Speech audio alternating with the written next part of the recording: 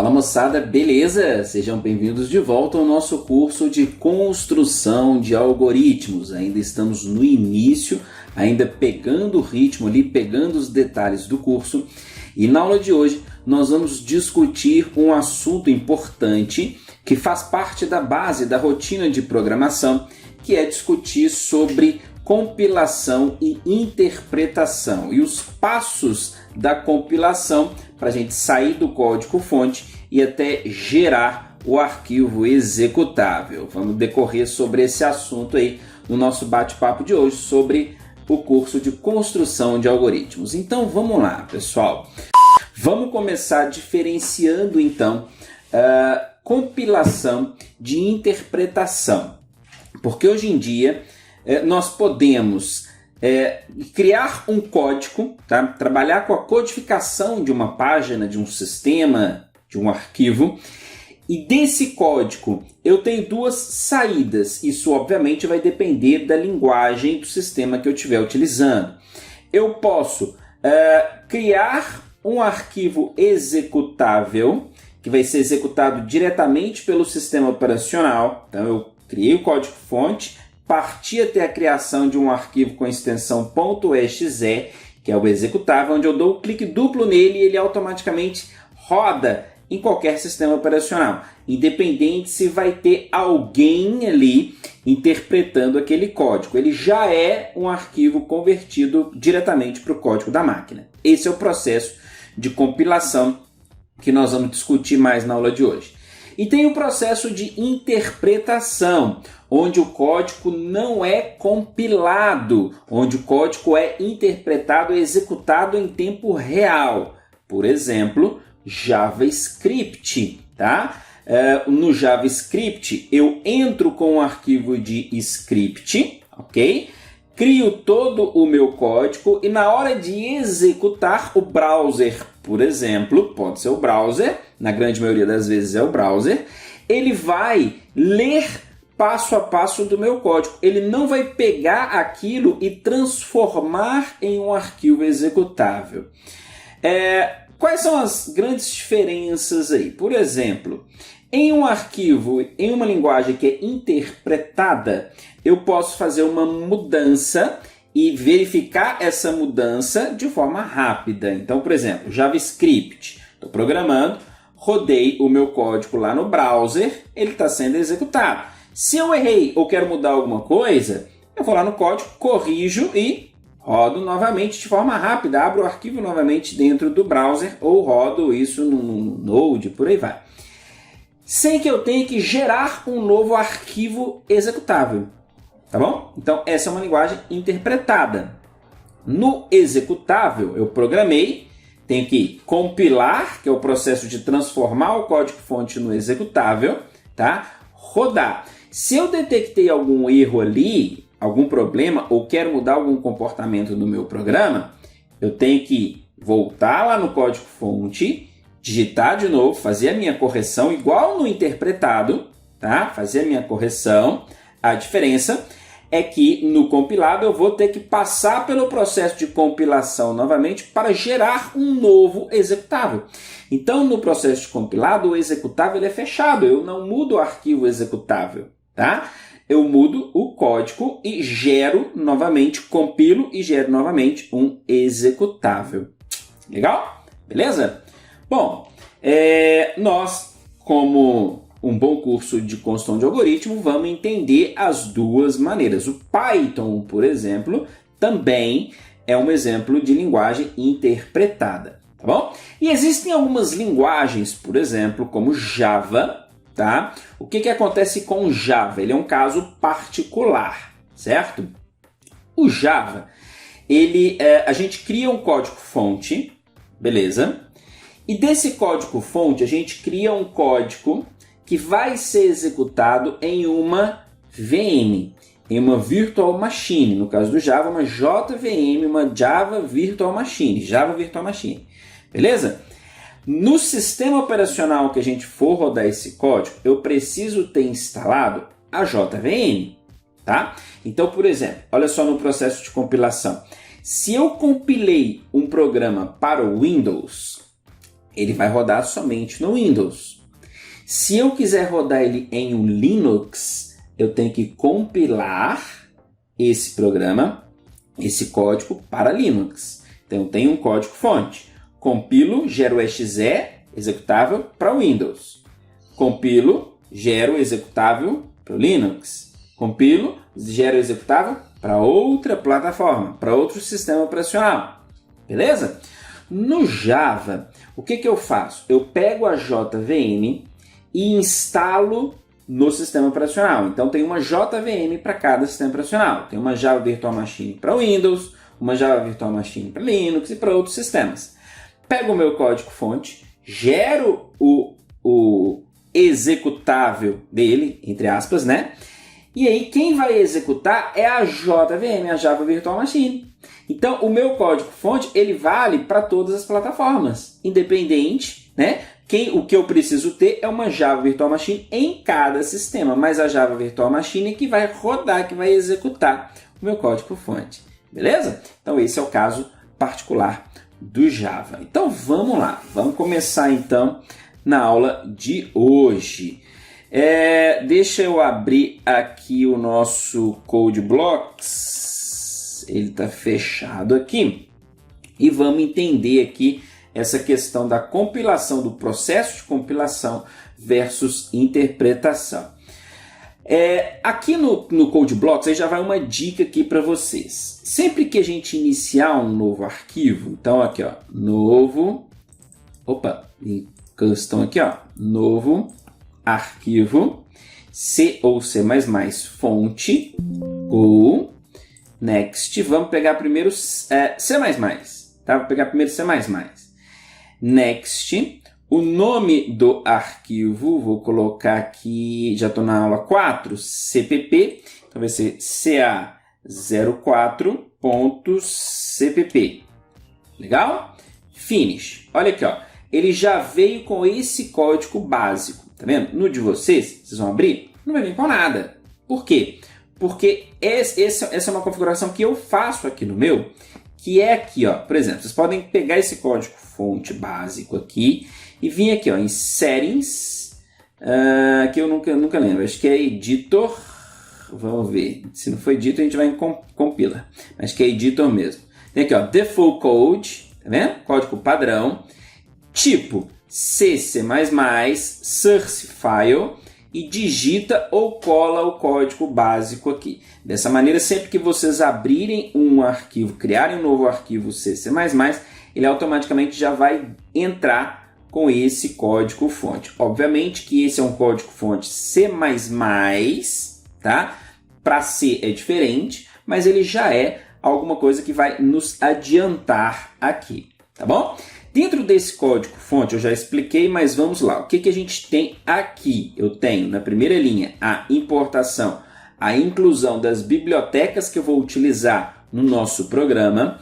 Como biblioteca eu estou importando aqui a padrão I/O. Sempre que eu visualizar I/O é entrada e saída. Então, a biblioteca que vai ter as rotinas que tratam de entrada e saída do nosso programa. Beleza? Então, entrada e saída em stream. Então, é o nome da biblioteca, I/O Stream. Beleza? Aqui tem as funcionalidades de entrada e saída do nosso programa. Using namespace std, eu estou falando que eu estou usando o namespace standard, std. Tá? O std é o local padrão. O namespace é um recurso organizacional do nosso sistema. Quando a gente tem um sistema, eu posso dividir os nossos tipos de arquivos em namespaces diferentes. Tá?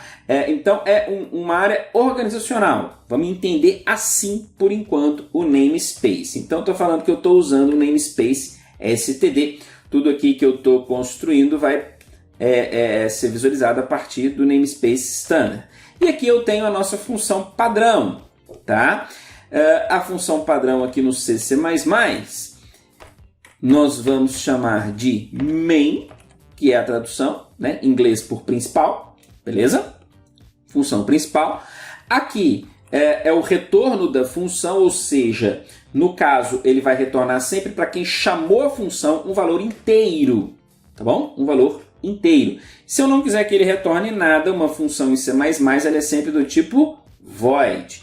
A gente está especificando que ela retorna inteiro. Mas main retorna para quem? Para quem chamou.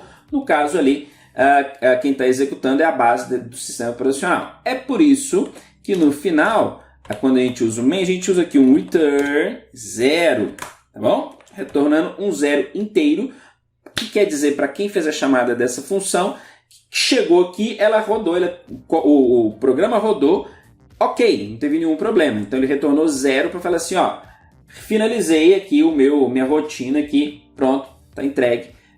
Pode continuar o seu trabalho aí, pode continuar o que você for fazer aí, sem se preocupar comigo, tá bom? Esses parênteses aqui significam que é a passagem de parâmetros para essa função. Então, nesse caso, parênteses vazios significa que eu não estou passando nada para dentro da função main, tá bom? Tem como passar parâmetro a partir da chamada do arquivo executável? Tem, mas esse é um assunto que nós vamos entender mais para frente. A chave significa que eu estou iniciando esse bloco de função aqui e terminando aqui. Legal? Então, esse é o nosso programa C++. Vamos criar aqui, ó, vamos chamar um cout. Opa, chegar meu teclado para trás aqui, tá ruim de digitar. Cout. O cout, o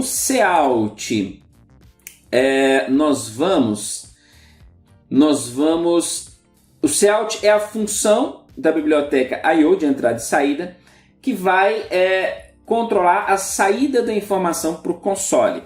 Então é o que vai fazer a impressão no console, tá bom? Vindo aqui do cout. E ele imprime aqui o que eu quiser dentro das aspas, né?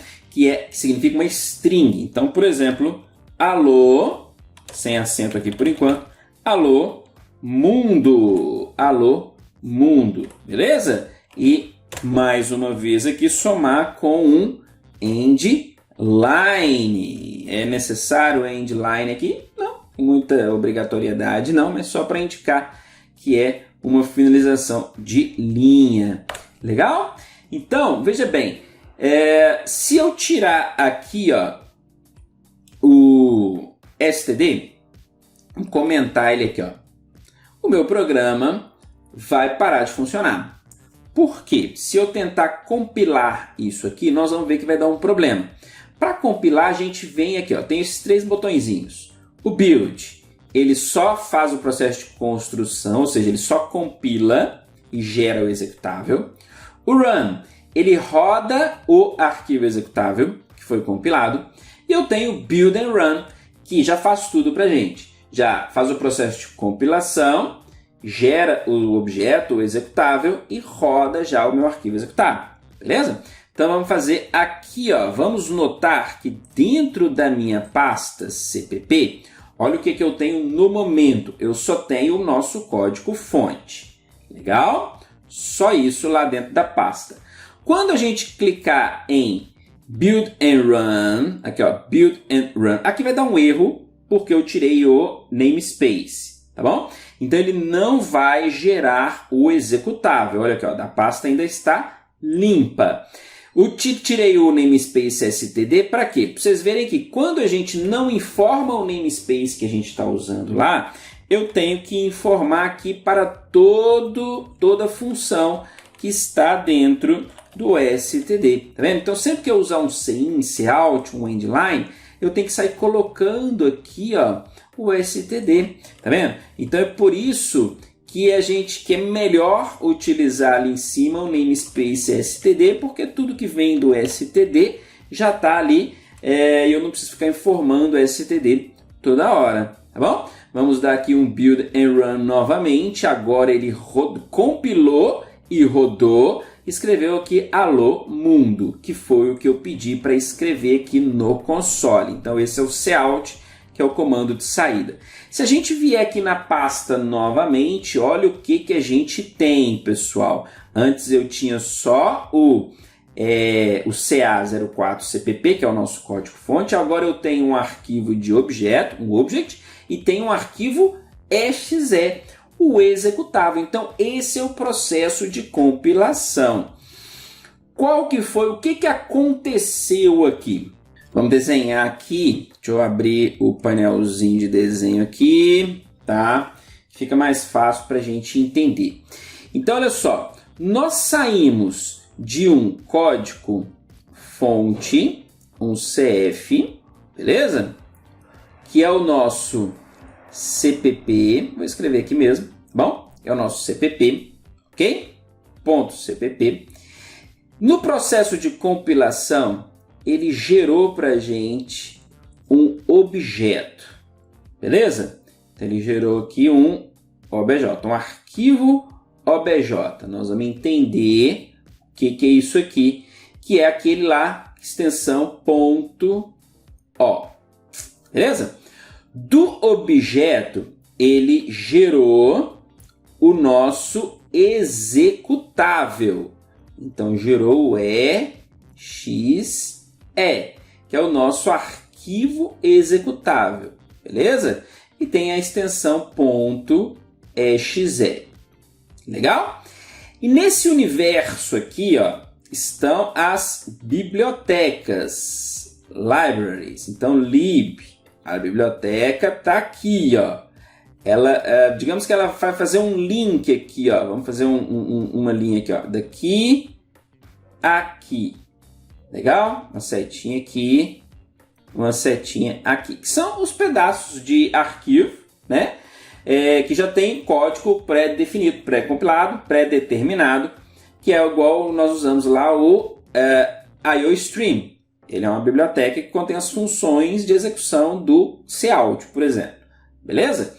Então, no final das contas, eu saí do código-fonte para o executável. E no meio do caminho, para que isso aconteça, foi necessário criar o nosso .obj. Para o final, para a execução final, o .obj, o objeto, .o no nosso caso, ele não serve para nada.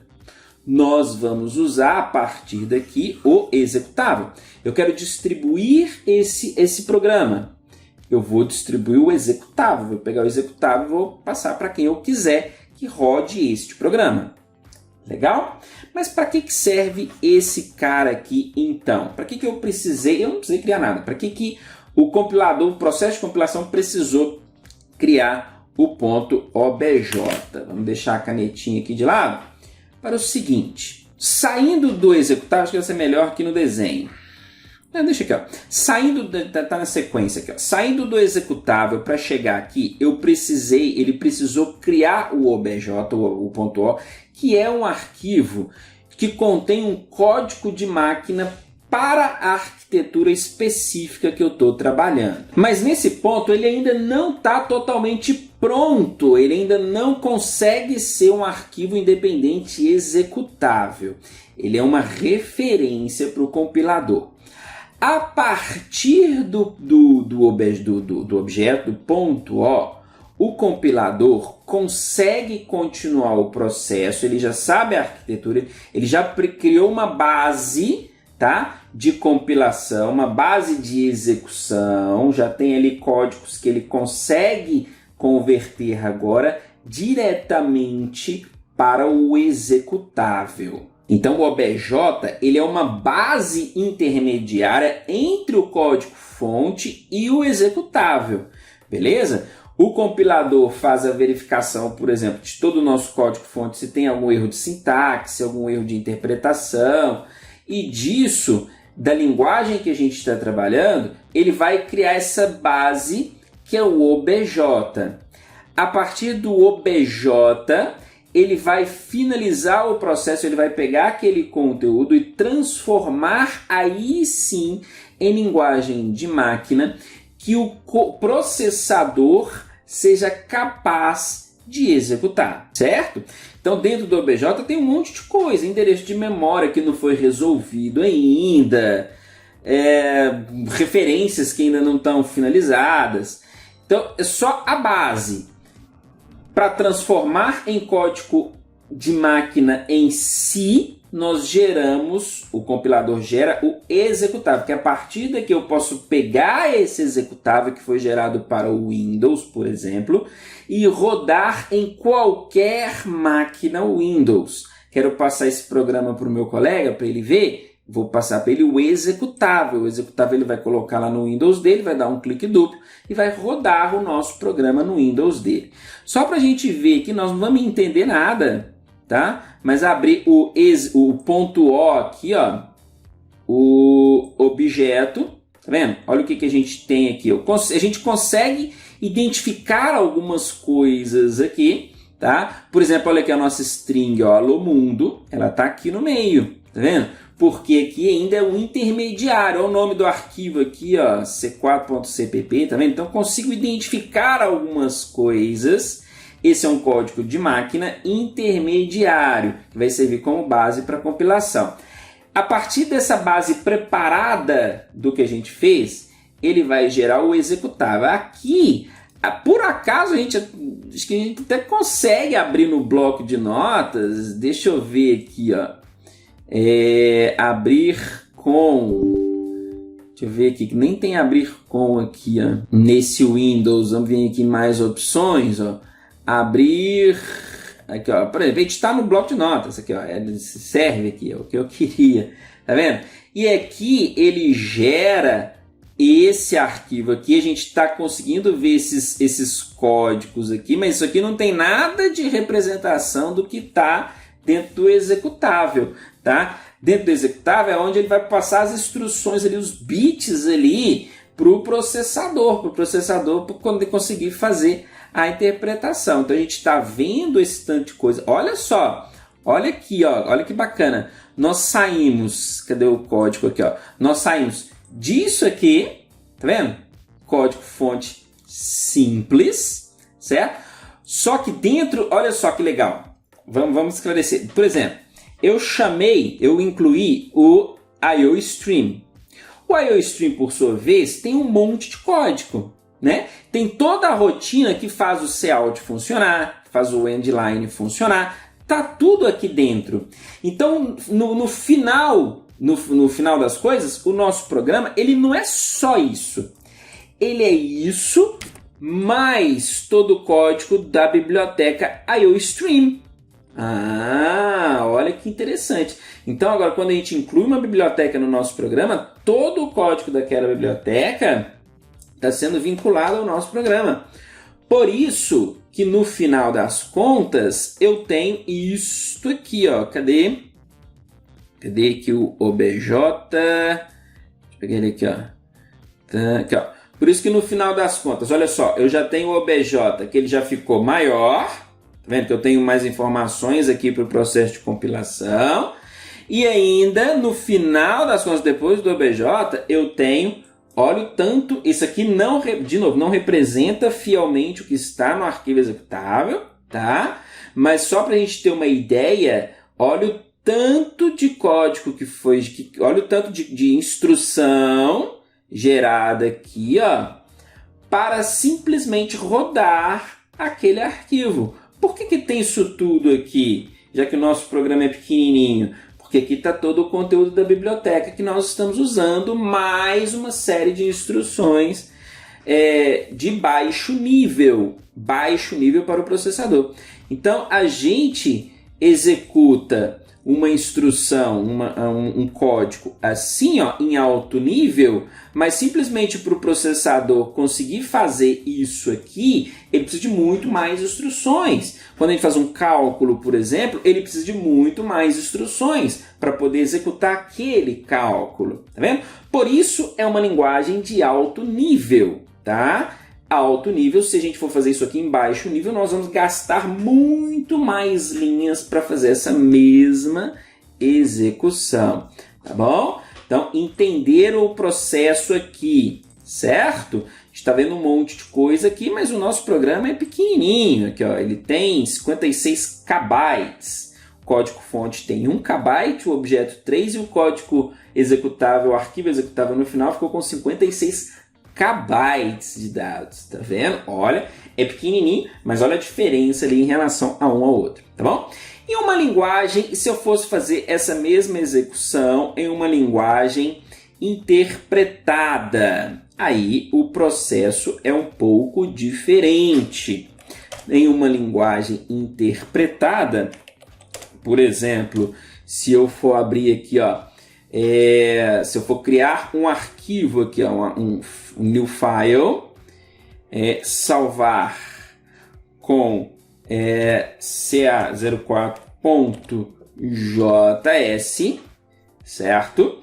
O processo não tem compilação, tá? Aqui eu não vou importar biblioteca nenhuma, eu só vou colocar um console log para escrever o nosso alô mundo sem acento mesmo. Alô mundo, simplesmente assim, ó. Beleza? Aqui eu não preciso converter isso aqui em uma linguagem de máquina. Eu consigo diretamente executar. Olha que eu estou dentro da pasta. Vamos dar um dir aqui. Eu tenho o arquivo aqui, ó, ca4.js. Para rodar ele, simplesmente dou um node ca04.js. Olha aqui, ó, eu rodo o arquivo sem que eu tenha que compilar. Se eu vier aqui na pasta, aqui, ó, JS, já estou aqui, não gerou nenhum outro arquivo auxiliar, tá vendo? Porque ele não compilou este arquivo, ele simplesmente o interpretou. Cadê? Simplesmente o interpretou. Deixa eu abrir o terminal aqui, vai mais direto, né? Beleza, pessoal? Então, aí tá aí um processo, a diferença do processo de compilação para o processo de interpretação. Então, veja bem, se eu vier aqui agora no meu código executável, ele provavelmente não vai executar, deixa eu ver, porque ele vai precisar de algumas bibliotecas. Aqui, ó, ele precisa porque a lib não está preparada dentro do sistema operacional. Depois a gente prepara isso aqui, ó, para ele executar direto. Não é um problema do executável, é um problema da execução aqui do sistema operacional, tá bom? Mas vamos lá. Eu vou preparar e na próxima aula eu trago tudo prontinho sem o erro. Eu esqueci desse detalhe. Tá o executável lá, que é essa instrução. Se eu quiser mudar aqui, ó, por exemplo, alô mundo, tudo beleza? E aí eu vou perguntar, tudo beleza? Aí o que eu tenho que fazer? Eu tenho que compilar novamente, eu tenho que executar o processo de compilação e construção novamente. Olha só, o meu executável está com 56K aqui, provavelmente agora ele não vai mudar muito não. Para eu alterar, vamos lá, compila e executa o processo novamente. Agora ele, alô mundo, tudo beleza? Então agora foi gerado um novo executável com 56K também, tá vendo? Não mudou muita coisa não. Aqui é por causa do sistema operacional, tá? Alocação de arquivos, depois a gente fala sobre isso também, por isso. Como assim, eu aumentei o tamanho do arquivo, eu coloquei mais conteúdo e não aumentou aqui? Uma coisa de errado. Não tem nada de errado, é por causa de espaço de alocação do sistema operacional, do sistema de armazenamento de arquivos. Vamos entender isso mais para frente. Quer ver, aqui a gente consegue até ter uma ideia disso do que eu estou falando, quer ver em detalhes aqui, ó. Ele mostra aqui, ó, tamanho oficial, 55.5K. O sistema mostra ele como 56K. Tá vendo? Então, são pequenos detalhes. Ok? Não sei nem se esse tamanho aqui também é o tamanho real dele. Então, provavelmente é o tamanho alocado dele. Tem essas diferenças aí. Deixa eu ver. É o tamanho local, ó. Alocado, ó. 55.5. Tá vendo? Tamanho em disco. 56. Tá vendo? Então ele tem esse tamanho, mas no disco, no espaço que ele está, ele ocupa 56. Por isso que a gente, se aumentar um pouquinho, eu não vou visualizar a diferença, porque ele está mostrando ali o tamanho em disco e não o tamanho real. Tá bom? Esse tamanho aqui a gente visualiza se alterar o arquivo. Vocês podem fazer esse teste aí. Legal, galera? Legal, pessoal? Muito bom, muito bom, muito bom. Então é isso. É isso que eu tinha para falar na aula de hoje, para a gente fazer essa diferenciação de processo, porque nós vamos começar, enfim, a gerar conteúdo para a gente começar a entender a construção de algoritmos em si. Tá bom, pessoal? Espero que vocês tenham gostado. Quem gostou e não gostou, clica no joinha, ativa o sininho, se inscreve no nosso canal. Deixa comentários aí que constantemente eu vou fazer vídeos aí lendo os comentários e reagindo aos comentários de vocês, tá bom? Forte abraço, até a próxima aula e tchau, tchau!